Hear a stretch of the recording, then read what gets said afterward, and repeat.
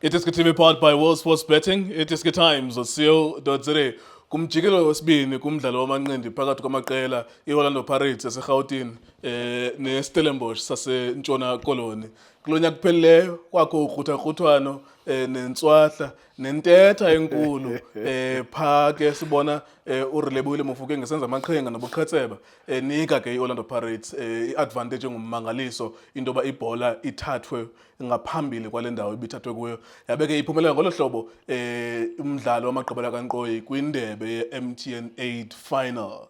Ngomso kuzaba lethuba lesibini lento ba iStellenbosch ikwazi into ba ibeke isandla sayo negama layo kwindebe okanye izabe ilithuba leOrlando Pirates into ba ligximfe isikhwenkwane phezu kwalento yoba lisaziwa njengoba zinkosi ze-MTN8, one of the most recognizable brands in African football. Orlando Pirates plays against an emerging team that was formed since or after the overtake of Vasco da Gama in the National First Division. They won promotion from the National First Division and they became a very respectable team under Steve Barker, who actually won promotion with players such as Ikram Reynas at the time from the National First Division promoting the club. It is still the same Steve Barker from last season and from the time that they won promotion. And it's a new Moroccan international, former international player for Orlando Pirates who's at the helm, Abdeslam Ouaddou. So it's a Moroccan on the bench against a South African. And of course, it's one of the greatest football teams we've ever seen with our eyes against an emerging team that is constantly building up and down. They're building and rebuilding,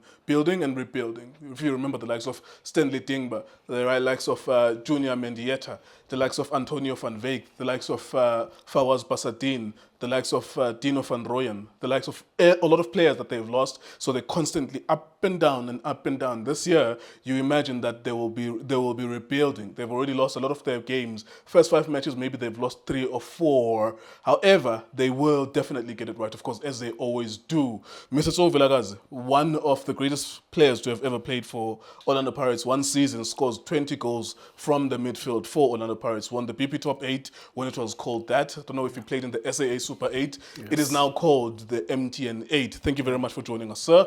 It's a big team against an emerging team. It's round 2. They have a second opportunity to do it again. Mr. Kyo kunjani mfuthu? So. Ngibulisa wena ngibulisa uStizi. Jasa. Ngibulisa chairman. Yes sir. Ngibulisa nemakhaya cela support njalo iDiskiTV. Ngizobe njobe njalo ngijike futhi. Do you remember all the names? MTN8, BP Top 8, SAA Super 8. Yes. Is there a name I'm forgetting? BP Top 8, Golden Goal. You still remember the Golden Goal? I was born in 1990, so I don't know anything that happened before me.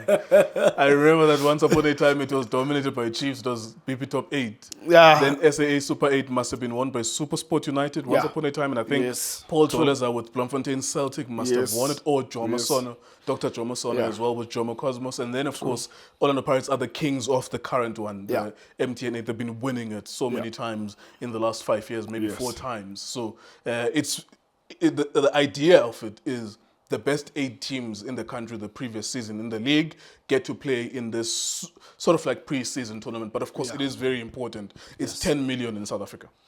Mr. Kyo, look, it's going to be a very tough one, and I don't know what to say about Coach Steve. You know, Coach Steve he's one coach that, if really we become honest, all of us in South African football, we will come and say he's the only coach that is supposed to complain season in, season out. Well, by losing players. But there's another side to it. I was thinking about it this morning. Yes. He's not exactly losing them. Yeah. He's making... I was thinking about it this morning to say, maybe they've made over 150 million. Yes. So he can complain, but that's the model. Yes. Uguti, they're selling. Yeah. Now the question will be, it will be 150 million. Let's assume it's 150 million because it's Dino van Rooyen, this one at Chiefs as well.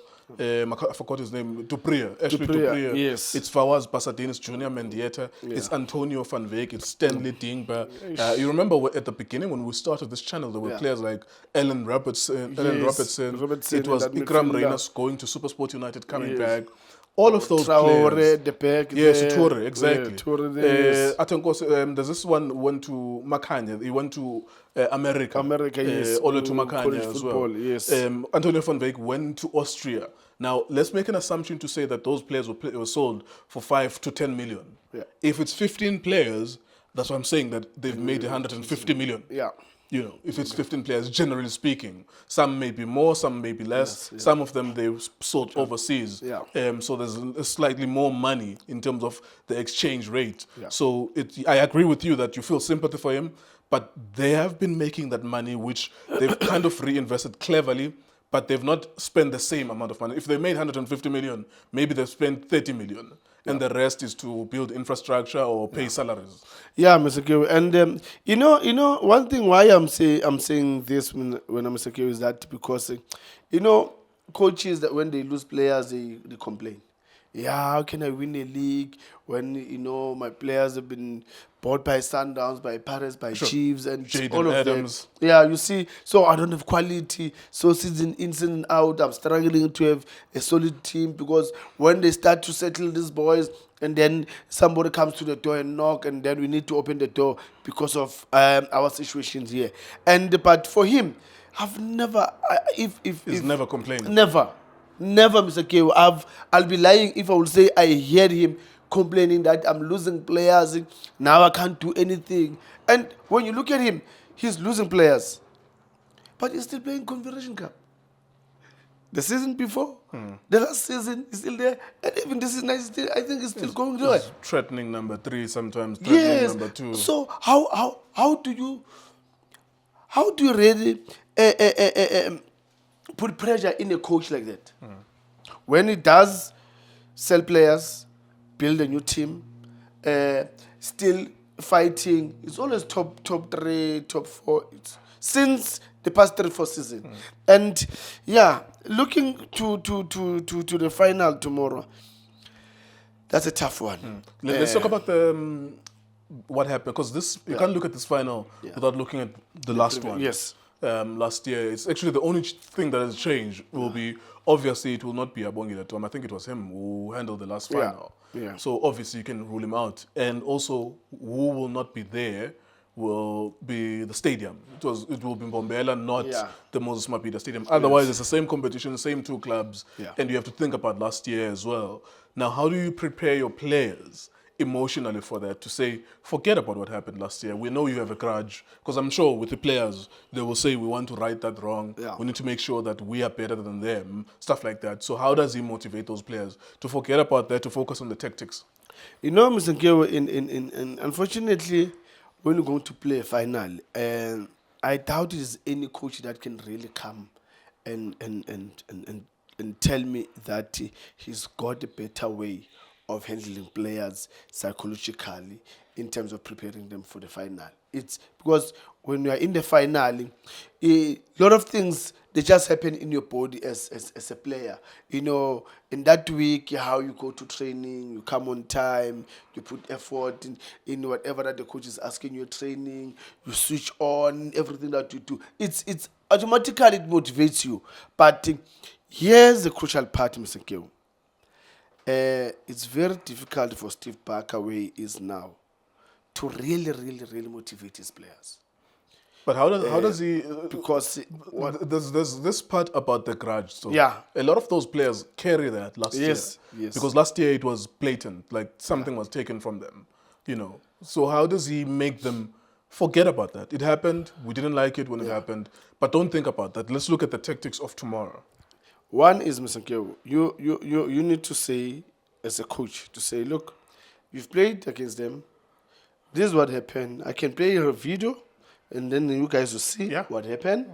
And in that video, there's a lot of things that you guys you can work on it, that you can also use it in the game.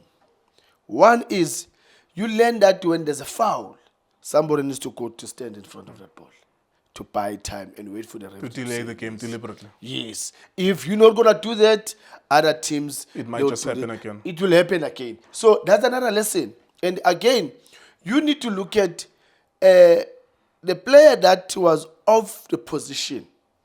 Immediately in his position, somebody needs to cover that position, so that if anything happens there, we still have somebody who's covering. Because if you can remember, I think it was Torre.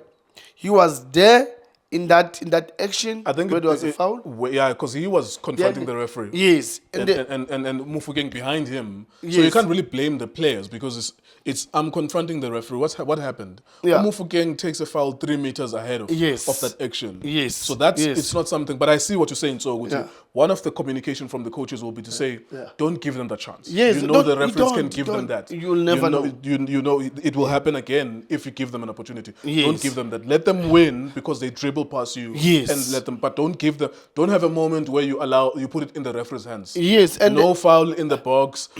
Let's forget about Avoid. that experience. Avoid all those things because, and the most important part in all of this, Mr. Q, he needs to say, boys, we need to play this game with the mind, not with the heart. Yeah. Because once we're gonna use the heart, we're going to lose the game. Because now we're not gonna focus with our mind in terms of the details of the things that we need to do in the field. Because we've got that grudge, and that grudge, it means now it's the heart Yeah, for sure. that it's working now in you. So the heart is controlling your mind now. Instead of the mind controlling And you your will heart. definitely lose. Then you're out. You're Now, done. It's finished. we have to look at one of the biggest teams Yeah. on the African continent. That's Orlando Pirates. There's two things I was thinking about this morning that, unfortunately for Stellenbosch, if Mbombela carries 40,000 people, 35 or 39,000 people will be Orlando Pirates. Whether you like it or not. It's so big. The Stellenbosch can maybe bring in 500. So that's one factor. The second factor is, and this is an elephant in the room, Orlando Pirates are bigger than Stellenbosch, and they should be considered the favorites. It is up to Stellenbosch to do something about that. But we can't lie here and say that Pirates are not considered the favorites. So let's look at the Pirates side. The assumption should be that they should win because they've already actually beaten Stellenbosch.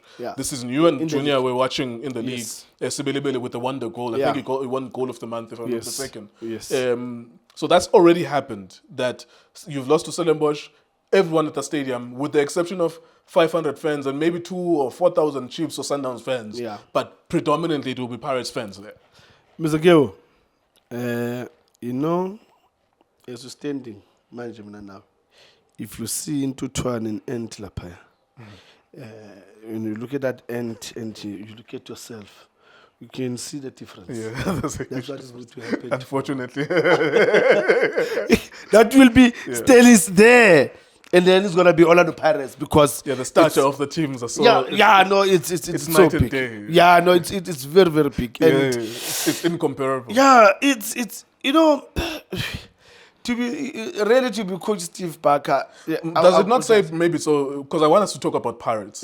Does it not say that to them the pressure is transferred to them because Abana Tablab, they have to beat Stellenbosch. Now I'm saying to you that there is no one who can make the case here Uti Pirates is not favorites. They are the favorites in this game. We would be dishonest. Stellenbosch have lost to Sundowns, they've lost to Chiefs, they've lost to Pirates so far this season in their 5 matches. And they've won 1, and I think they've drawn 1 as well in the league this season. Yes, they've done well in the MTN8 to get themselves to the final, but Pirates are better than them in terms of the squad, in terms of the players that are making impact in the national team. Mbogazi, Maswanganyi, Sipombule, I almost said Ukota as well. I almost said that Umbata is doing really well in the midfield as well. Does it not then say, if Orlando Pirates, maybe it puts some pressure on them to say that we have no other option but to win this final? Unfortunately, Mr. Nkeo, Pirates, they've got the pressure like nobody's business. Pressure about now, Orlando Pirates, it's something that I know negama because if Uzo Wiswahili and Totwane Ungaka, it's going to be a difficult Sunday. Look, no one will wake up. On Sunday no morning. one will wake up in the morning Sunday, I'm telling you. No one is going to wake up because we don't see ourselves falling against that end. You know, not in a disrespectful way to Stellenbosch, but just making that example to saying, in that stadium, it will be about 100 to maximum 500 of Stellies. They might have 2 buses or 3 buses. But the rest is going to be black and white. And now that's the statue of tomorrow's game. And Pirates, yes, to have pressure. They've got good players. the players are playing the national team. Some of their players, they've been, rumors that they might go overseas. Sipombule just came to Orlando Pirates. Look at how he contributed in terms of the team. The national team also against Nigeria. Wow, he played very well. Yeah. And then I'm not going to talk about the Lesotho game because for me it was wonderful. And Talente Mbata also. Doing well in the midfield. Oof, then this player, he's now he gets to in that place in my heart that I'm not gonna talk about him, Mr. Nkeo. That's what you guys were doing in that midfield. Godfrey Sapula, Tso Vilakazi, Elta Petina, Thabo Mngomeni. That's what you guys were doing there. Even before that, Thabo John Mueti. Yes, Every midfielder's responsibility is to pass the ball forward. Pirates, on top of that, you must defend as well. Pirates, that's all on the Pirates with the midfielders. Yep. That's all. When you talk about all on the Pirates, this is all on the Pirates. Where you've got midfielders that they can grind, they can work and get a ball. And then from there, they can initiate the attack. Absolutely. Let's play, let's create chances. And they can also score goals. That's their job. Yeah, look, this is what I was asking. And now Pirates are saying, okay, so we hear you. You've been talking. Now we give you Mbule. Now Talente, you've been crying about him. Here's your Talente. Now what are you saying? Sebelebele on the right side. He's something else, Mr. Keo. And the last person, that boy, when I watch him against Nigeria, it just reminded me of Oche Mabisela. Absolutely. Pow. Then who's gonna pass that boy? He's gonna be a great defender of this generation. That kid. Bogazi. He's gonna be the great defender of this generation. I thought this boy, because he's got big body. At some point I was like, maybe this one aggressive, he can't run. but he can't play football. Yeah, he can't play, he can't run, he doesn't have speed. But wow, this boy, Mr. Q is something else. So that's why Pirates have got pressure to say.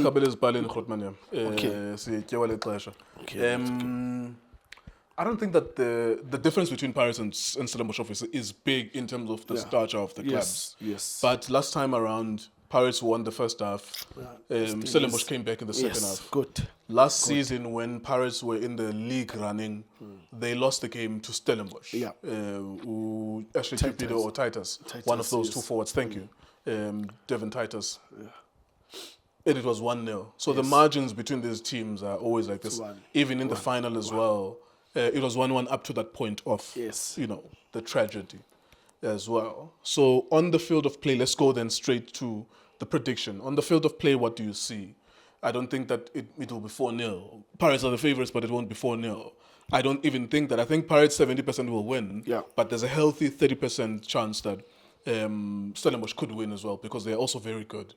And when they lost to Sundowns, they lost 1-0. When they lost to Pirates recently, they lost 1-0. They are never out of the game. With Chiefs, they had a red card very early on. They lost 2-0 in that game, and they were very good in that game. So they are always in the game. They're never really out. What's your prediction? And maybe the goal scorers, if you can see there's a win. There's a win for Orlando Pirates. I see the score can be 1-0, 2-1, and I don't know why I see Mbogazi scoring the goal. I don't know how. Or it's because of maybe I love him. You like That's him, why, Pirates gonna win. Titus, I think the score is gonna be 2-1. Titus will score for Stellis, and Pirates will. I don't know. Mabasa, I think Mabasa will score. Will come in from the bench, and then score. Yeah, the score is gonna be 2-1. All Pirates will win. All right, there you go. Thank you very much, Mr. So-and-so. Always lovely to have you here. It symbolizes the weekend. Justice is here as well. Symbolizes that we are entering into a weekend and a match day weekend. We're happy to be back. Please make sure you subscribe and comment and like our videos as well.